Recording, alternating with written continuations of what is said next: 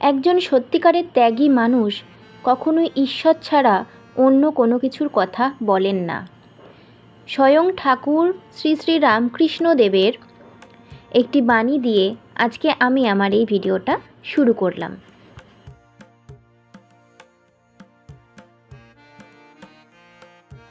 বাঁকুড়া ডিস্ট্রিক্টের একটা গ্রাম সোমসার, সেখানকার শ্রী রামকৃষ্ণ মিশন সম্পর্কে আজকে তোমাদেরকে কিছু কথা বলবো।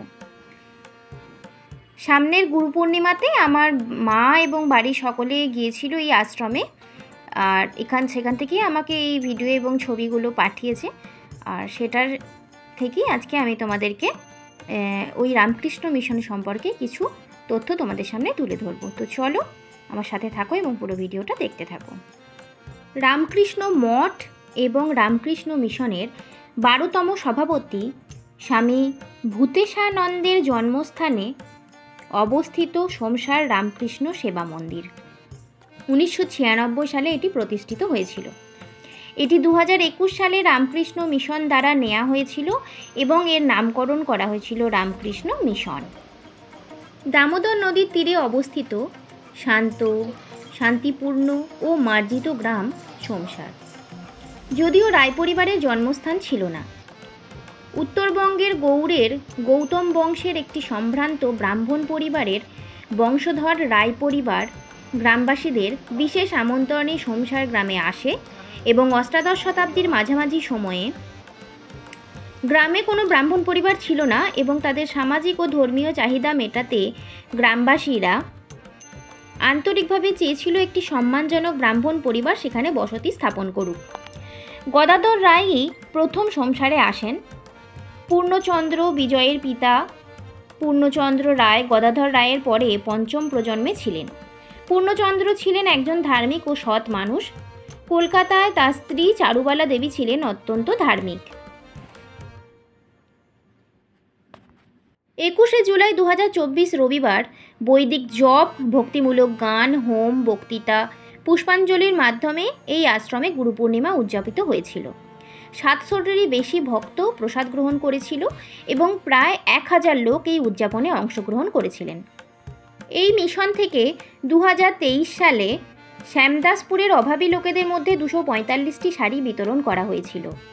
রামকৃষ্ণ মিশন সোমসার এবং দুর্যোগ ত্রাণ পরিষেবার অংশ হিসেবে 2023 সালের অক্টোবরে গ্রামের অভাবী লোকেদের মধ্যে 300টি শাড়ি এবং 50টি লুঙ্গিও বিতরণ করা হয়েছিল। 2024 সালে ভগবান শ্রী শ্রী রামকৃষ্ণ পরমহংসদেবের 189তম জন্মতিথি পুজো উদযাপন হয়েছিল। ভোর 4:30 থেকে মঙ্গল আরতি, বৈদিক মন্ত্রের মাধ্যমে এই উদযাপন শুরু হয়েছিল। কীর্তন দলের সঙ্গে শ্রী শ্রী ঠাকুরের মূর্তি পালকিতে করে প্রভাত ফেরি আয়োজন করা হয়, যা গোটা গ্রাম প্রদক্ষিণ করে। বিশেষ হোম, পূজা, ভক্তিমূলক গানও পরিবেশিত হয়। ঠাকুর শ্রী রামকৃষ্ণ দেবের জীবন ও শিক্ষার উপর একটি বক্তৃতা দেন স্বামী অমলাতমানন্দ। কলকাতার আলমবাজারের একজন শিল্পী শ্রী শ্রী ঠাকুরের উপর একটি গীতি আলেখ্য পরিবেশন করেন। দুপুরে খিচুড়ি প্রসাদ গ্রহণ করেছিলেন প্রায় 800 মানুষজন।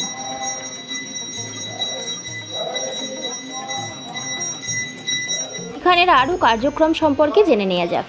প্রথমত হচ্ছে এখানে গদাধর অভ্যুদয় প্রকল্পে 2টি ইউনিট আছে, একটি হোমিওপ্যাথিক ডিসপেন্সারি আছে, চক্ষু এবং সাধারণ চিকিৎসার ক্যাম্প আছে। কল্যাণমূলক কাজকর্মের মধ্যে শিশুদের জন্য দৈনিক পুষ্টি কর্মসূচি, বস্ত্র, কম্বল এবং শীতবস্ত্র বিতরণ করা হয়। আর ধর্মীয় ক্রিয়াকলাপের মধ্যে দৈনিক উপাসনা, ধর্মীয় বক্তৃতা, মাঝে মধ্যে আধ্যাত্মিক পশ্চাদপসরণ এবং পবিত্র ত্রয়ীর জন্মদিন উদযাপন এবং অন্যান্য আরও ধর্মীয় উৎসব এখানে পালন করা হয়ে থাকে। সোমসার হলো বাঁকুড়া জেলার দামোদর নদীর তীরে অবস্থিত একটা ছোট্ট গ্রাম, আর এই গ্রামের দেবতা সোমেশ্বরের থেকেই কিন্তু গ্রামের নামের উৎপত্তি হয়েছে। সোমসারের লোকেরা এখনও একটি প্রাচীন শিব মন্দিরে সোমেশ্বরকে পুজো করছেন। গ্রামটিতে সমৃদ্ধ প্রাকৃতিক পরিবেশ রয়েছে এবং পশ্চিমবঙ্গের লোকেরা এটিকে একটি আদর্শ পিকনিক স্থান হিসাবেও বিবেচনা করে থাকেন।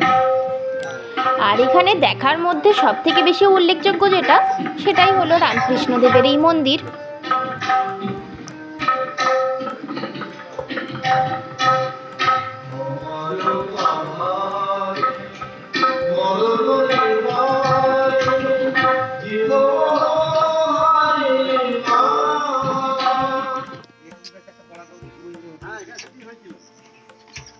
করে শুটিং করেছিল মা, ভালো ছিল।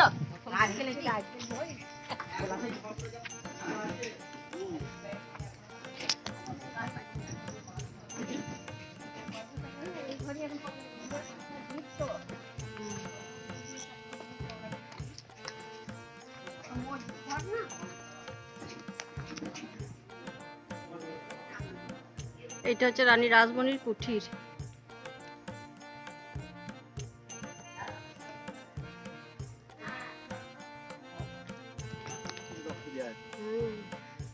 এইখানে নরবলি হতো আগে দে। ও হ্যাঁ, নরবলির একা জনকা পালা থাকতো।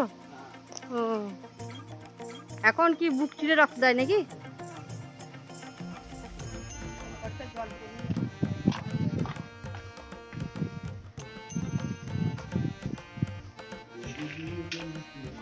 এই যে কি ঠাকুরটার নাম, কি ঠাকুরটার নাম?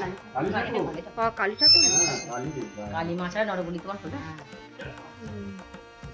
কালীও হয়, দুর্গাও হয়। না, দুর্গাও হয়। হ্যাঁ,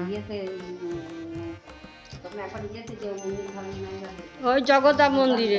হ্যাঁ, দূর দূর দেশ থেকে আসে।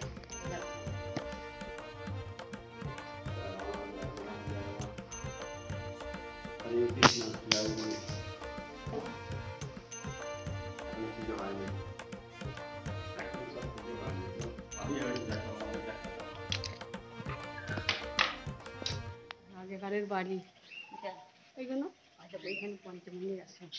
কোনটা পঞ্চমন্দির আসন? এই ঘরগুলো পড়ে গেছে তো, এগুলো ঘর ছিল। কাছে যেও না, মানুষ বাঁচতে পারতো না, এখানে নিয়ে এসে তারপর নরবলি। ও ঘেরা দিয়ে দিয়েছে, দেখতে না বুঝতে পারবে না। এখন এখানে ঘরটা পড়ে গেছে না। এটাই পঞ্চমন্দির আসন। এখানে কেটে ভাসিয়ে দিত।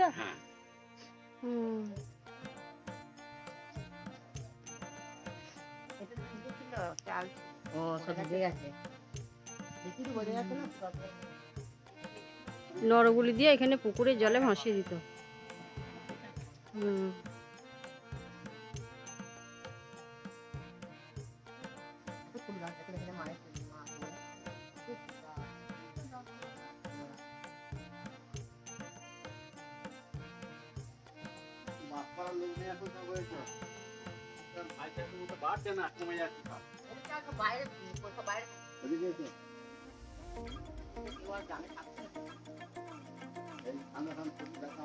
হ্যাঁ, না তখন ঠাকুরতলায় ভাত খেয়ে আসতে ভালো লাগলো না। হ্যাঁ হ্যাঁ,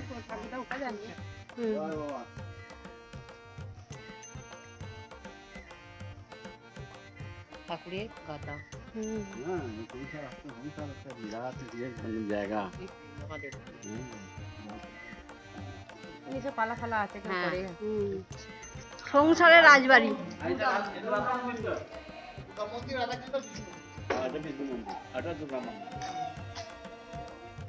এটা দুর্গা মন্দির। বাঁকুড়ার সোমসার গ্রামে পাল বংশের জমিদার বাড়িতে একসময় দুর্গাপুজোর আড়ম্বর ছিল দেখবার মতো। নহবত বসত, যাত্রাপালা, পুতুল নাচ, কবিগানের আসরে হই হুল্লোড়ে মেতে উঠত হিন্দু মুসলিম সবাই। বংশের পূর্বপুরুষ চন্দ্রমোহন পাল ব্যবসার সুবিধায় গঙ্গার ঘাট তৈরি করেছিলেন।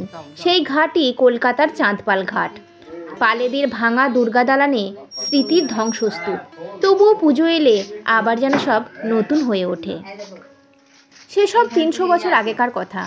দামোদররা শালী নদী যেখানে মিশেছে সেখানেই ছিল জমিদার বাড়ি। বাঁকুড়ার সোমসার গ্রামের পাল বংশের জমিদারির বৃত্ত আর জৌলুসে ফুলে ফেঁপে উঠেছিল। দুর্গাপুজোর ঢাকে বনে দিয়ে আনার বোল শোনা যেত। পাল বংশের দুর্গাপুজোয় ভিড় করতেন দূর দূরান্তের মানুষজন। পাল বংশের ৩ ভাইয়ের মধ্যে 2 ভাইকে দে বংশের এক জমিদার দত্তক নেন।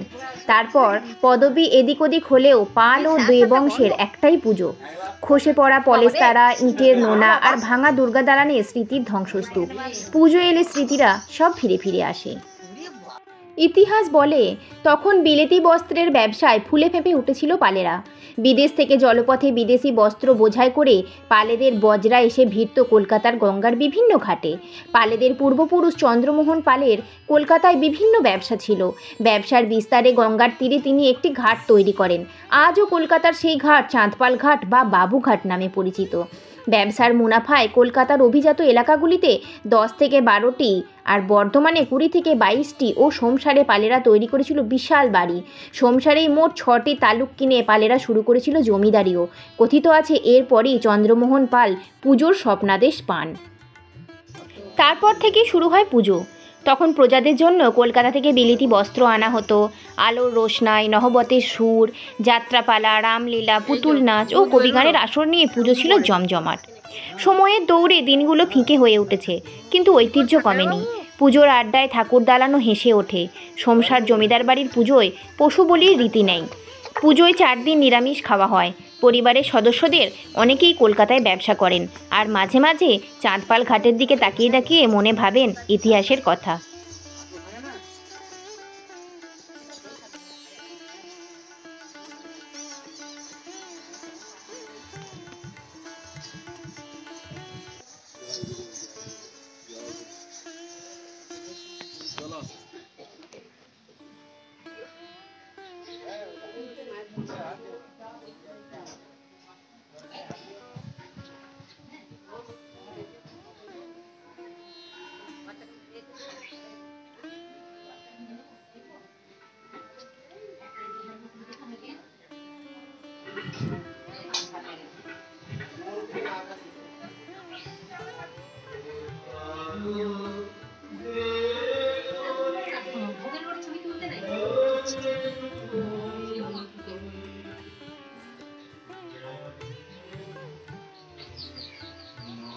আজকের ভিডিওটা এইটুকুনি ছিল। আশা করছি তোমাদের সবাইকারই আজকের ভিডিওটা খুব ভালো লেগেছে।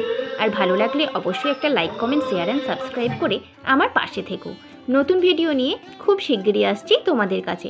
ততক্ষণ পর্যন্ত তোমরা সবাই খুব ভালো থেকো।